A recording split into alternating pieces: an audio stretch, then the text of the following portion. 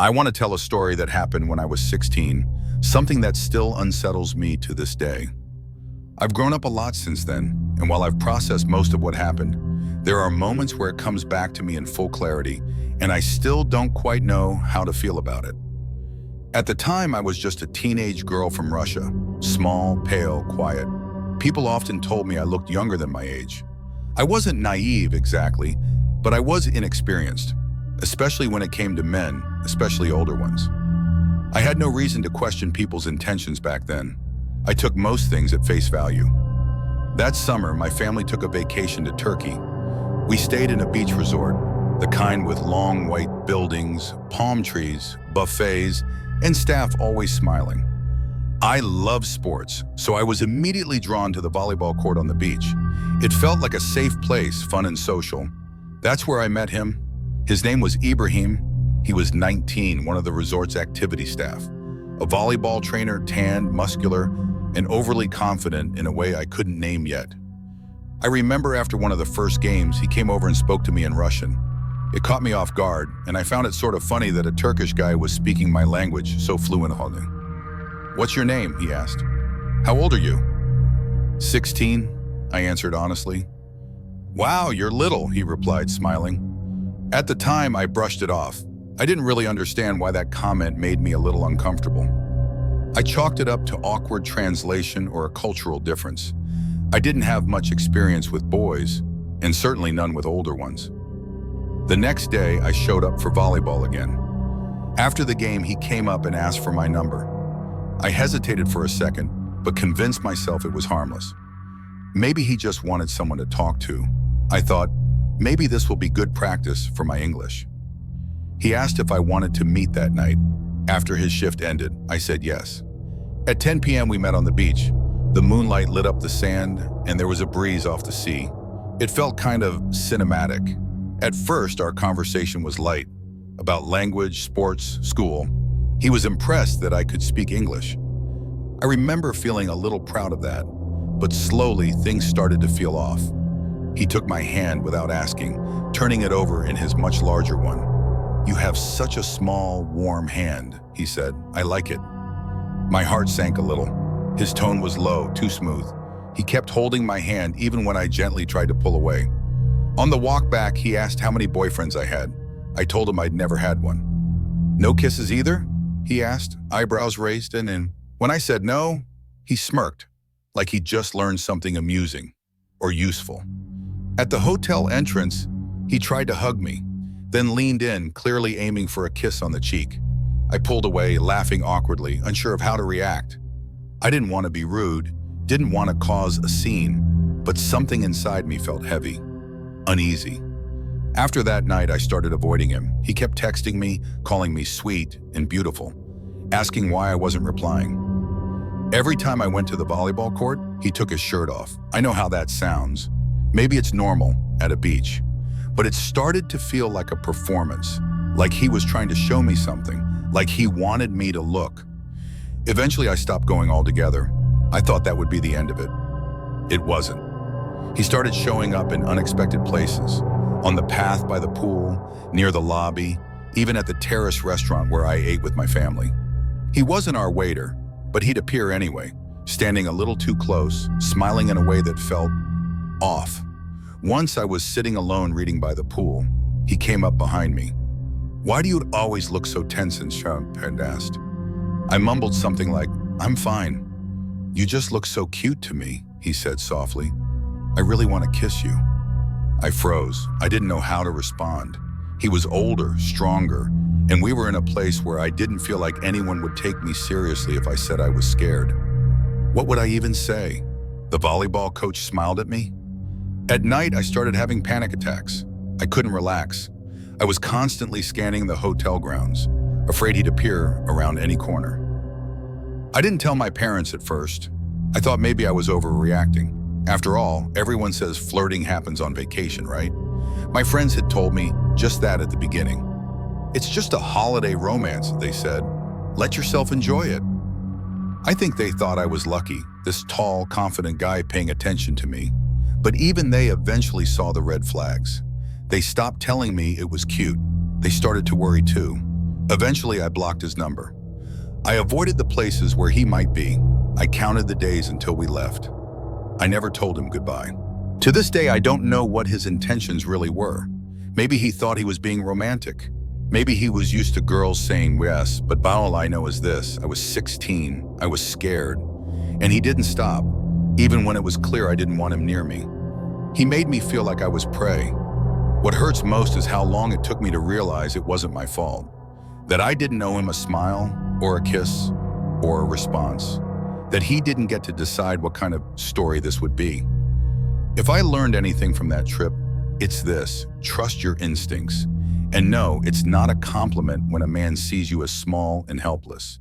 It's a warning. So Ibrahim, wherever you are now, let's never meet again. When I was 18, I moved away from home to start university. Like many other students in my area, I was desperate to find a place to live. The housing crisis was bad, really bad. Listings would disappear within minutes, and many official channels were overcrowded. Eventually, I turned to Facebook groups, scrolling through dozens of sketchy posts, hoping something would work out. That's when a man with an Egyptian name messaged me. He said he had a room available in a house just 20 minutes from my university. The rent was affordable, the location ideal. But there were some red flags. His Facebook profile had no photo, no personal information, not even any posts, just a name. He said he was the landlord, but that he had returned to Egypt due to health problems, and he was renting out his 3-bedroom house to students. He gave me the address and said I could tour the house with the current tenants.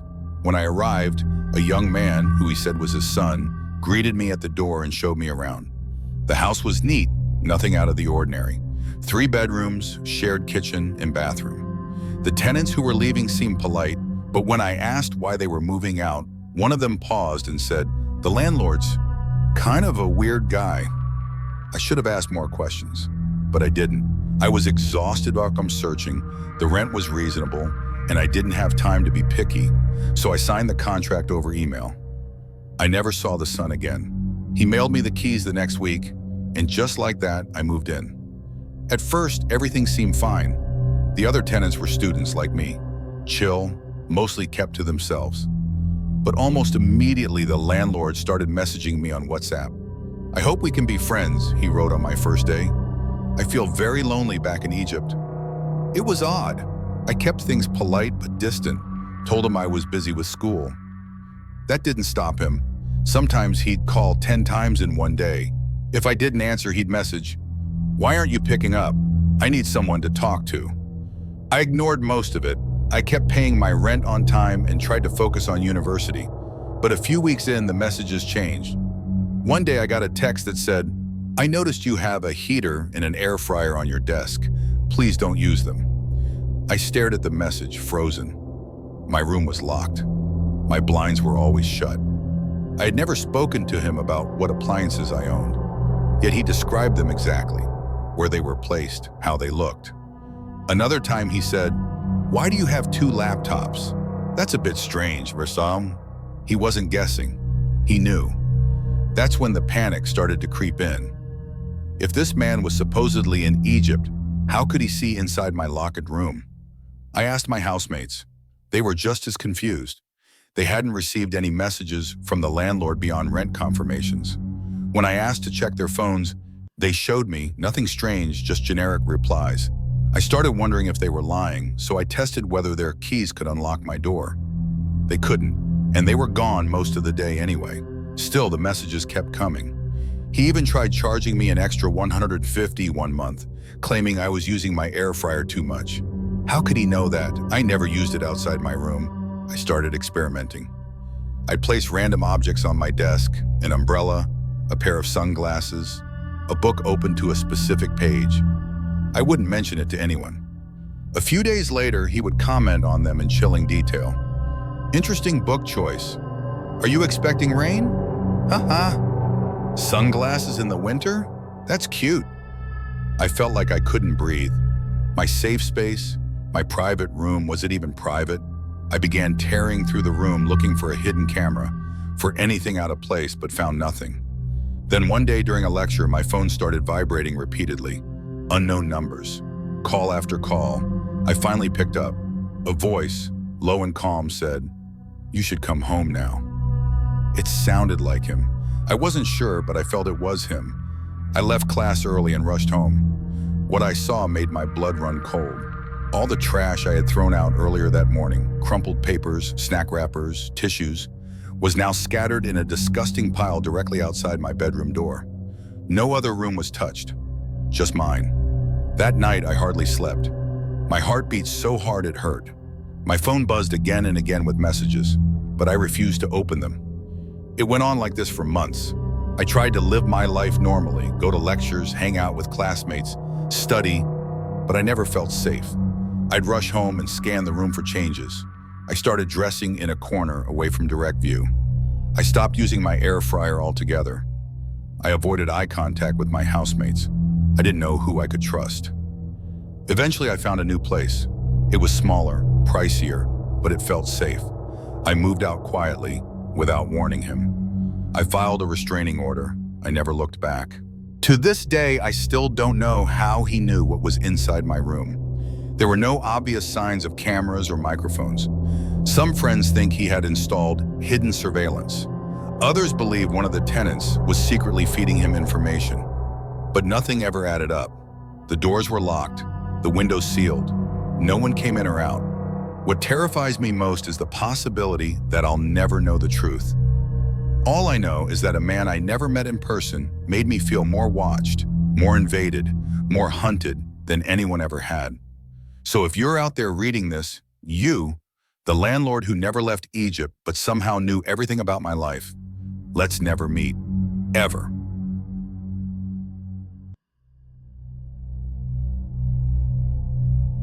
I was 14 when we moved from England to the Republic of Ireland.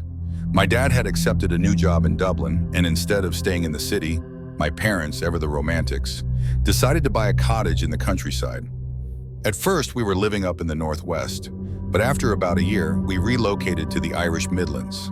There, in a sleepy little village that could have been plucked straight out of a postcard or a horror film, depending on the day, we settled into what was supposed to be a quieter life. And by quiet, I mean absolutely dead. The village was so tiny that even the local shop closed by 4 p.m. There were more sheep than people, and entertainment consisted of long walks, muddy boots, and in my case, aimless exploration with my dog, Maisie, a lovable but anxious border collie with more energy than common sense. Not long after moving in, I discovered a vast stretch of bogland outside the village. It was scattered with peat tracks and oddly geometric patches of forest, planted rows of pine that gave the place a slightly unnatural feel. Most weekends and school breaks, I'd bring Maisie out there following the narrow rail lines through mossy ground and uneven terrain.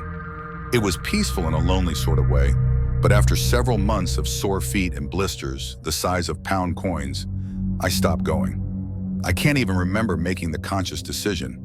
I just stopped. Instead, I started walking Maisie in a public forest closer to the town where I went to school. It was about 20 minutes away by car, and since I couldn't drive, my dad would drop me off, run errands, and return a few hours later to pick me up. This forest was a different kind of quiet, not the heavy watch-your-back kind I'd felt in the boglands. It had families, joggers, other dog walkers. You'd usually pass someone every 15 or 20 minutes. It was safe, or so I thought. On this particular evening, I remember the light already starting to fade as my dad let me and Maisie out at the trailhead. The sun was on its way down, casting long shadows that stretched between the trees. It was still warm from the tail end of summer, but the air had that familiar chill of autumn creeping in. We took one of our usual paths. Maisie trotted ahead, nose twitching, ears perked. I was in no particular rush, just enjoying the solitude and the rustling of leaves. But after a while, I realized how quickly the sun had dropped. The trees blocked a lot of light, and everything had taken on a kind of blue-gray hue, the kind you only notice when your brain suddenly goes, "Hey, it's getting dark." Not wanting to be wandering around after nightfall, I decided to take a shortcut back to the car park. One of the narrower side trails would shave off maybe 10 or 15 minutes. I knew the path well, had taken it a dozen times before, and besides, I wasn't that far from the main road. What could go wrong? About halfway down the side trail, we passed the old tipi hut. It was one of those makeshift hideouts. Kids had probably built it out of boredom and spare time. A cone of logs and branches arranged like a tiny woodland fortress. I used to play games with Maisie there, hiding inside while she ran around in panicked circles, completely oblivious to the concept of looking inside the structure. Whether we played that game again that evening, I can't really remember. But I do remember turning to look behind me as we passed it, and that's when I saw him. A man, maybe in his 30s or 40s, 20 meters back, just stepping onto the side path I'd taken. It wasn't his appearance that set me off. He looked pretty ordinary, wearing a dark jacket, jeans, nothing overly strange. But something about the way he walked made my skin crawl. It was measured, intentional. Not the pace of someone on a casual stroll, and not fast enough to seem like he was just trying to overtake me. It was deliberate, as if matching my speed. My gut tightened. Maybe it was paranoia, but I learned not to ignore that voice when it whispered. I clipped Maisie's lead back on and picked up the pace, trying not to look like I was outright fleeing. By the time I made it back to the main path, it was almost fully dark, the kind of dusky twilight where everything turns into a silhouette. I risked another glance behind me. He was still there, closer now, 10 meters, maybe less. I pulled out my phone to call my dad. Voicemail, tried again, nothing. I started running through possibilities. Maybe the man lived nearby. Maybe he was heading to the car park too. Maybe this was just one big coincidence and I was scaring myself for no reason. But then we reached the car park, one car, not my dad's. The man walked past me, silent, didn't say a word, got into the lone vehicle. Engine started, headlights turned on, and then nothing. He just sat there. The headlights stayed on, casting beams into the trees. The engine idled. The air felt thick, the way it does before a thunderstorm, or something worse. I sat at a picnic bench, phone clutched in both hands, staring at the screen, refreshing messages. Nothing. I texted my dad again, called once more. Still nothing. The man didn't leave, didn't even look at me, just sat there, engine humming in the background like some mechanical predator. Maisie began to whine, not the kind of I'm bored whine either. She was digging, furiously scraping under the bench, tail tucked, ears flat. She only did that when she was terrified, and she was making a deep hole in the dirt like she wanted to crawl into it. I tried to act like I wasn't bothered, stared at my phone like I was just killing time. But inside, I was a chaos of adrenaline and frozen limbs. The car stayed. I stayed. Maisie kept whining. 20 minutes. 20 long minutes. Finally, the man reversed, slowly, carefully, then drove off into the night without a glance in my direction. I didn't cry, not then. I just stared after the car, half expecting it to turn around and come back. 10 minutes later, my dad pulled up. His excuse, he forgot he was supposed to pick me up. I didn't yell at him. I didn't say much at all. I just got into the car with Maisie and looked out the window the whole drive home. To this day, I still don't know if that man meant to harm me. Maybe he was just tired. Maybe he was waiting for someone else. Maybe my imagination filled in too many blanks. But if I learned anything from that night, it's this. 1, my dad is not to be trusted with time. 2, your instincts exist for a reason. 3, don't take shortcuts through the woods alone, especially not when the light starts to fade and the trees seem a little too quiet. And maybe, just maybe, avoid strange huts and silent men in parking lots, just to be safe. Okay, so set the scene. It's stupidly late, 3:47 a.m. to be exact. One of those bone-cold, mist-cloaked nights in Manchester, where the fog is less weather and more sentient creature clinging to every inch of your skin. I'd just wrapped up a 9-hour gaming session, don't judge, during which time I'd completely forgotten 2 key human needs. 1, omastity and shaman, food, and 2, movement. A quick kitchen inventory revealed a sad loaf of bread that expired during the previous administration and 1 cracked egg of suspicious origin, no dice. What I needed was tacos. Greasy, cheesy, borderline regret-inducing tacos. the kind that would make your cardiologist weep. I remembered hearing about a dodgy 24/7 taco van parked outside a nightclub a few blocks away. Decision made. I grabbed my hoodie, shoved my feet into mismatched shoes, didn't notice until later, and headed into the night. I figured it'd be a quick in-and-out mission. The streets were eerily empty, the kind of empty where your own footsteps sound threatening. I stuck in my earphones and queued up a podcast about unsolved crimes, because apparently I have no survival instincts. About halfway there, I noticed something strange, the steady crunch of gravel behind me. Not constant, just enough to unsettle. I glanced back and nearly tripped over my own feet. There, illuminated dimly by a flickering street lamp, was a man in a full green dinosaur onesie. Not like a cool Godzilla kind. No, it was one of those cheerful children's onesies, complete with a floppy tail and foam eyes on top of the hood. And he was following me, slowly, methodically.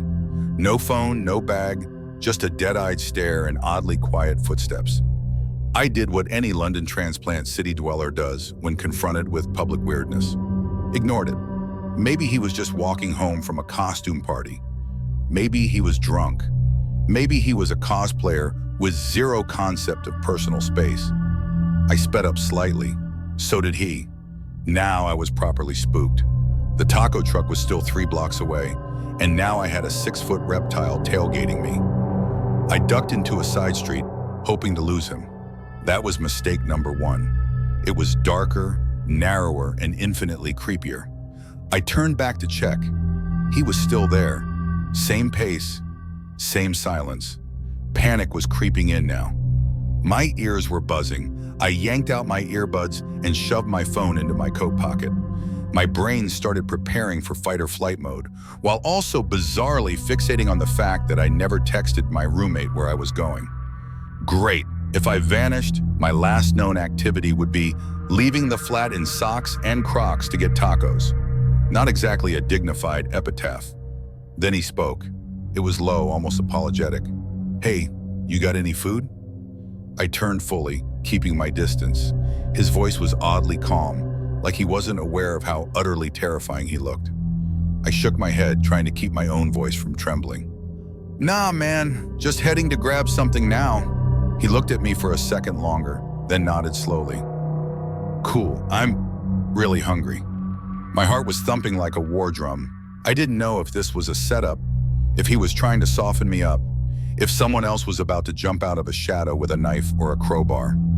I didn't know if he had something under that fuzzy green costume. I took a calculated risk. "If you want food, there's a truck around the corner. I'm heading there now." He blinked. "Tacos?" "Yeah." Pause, Wanti.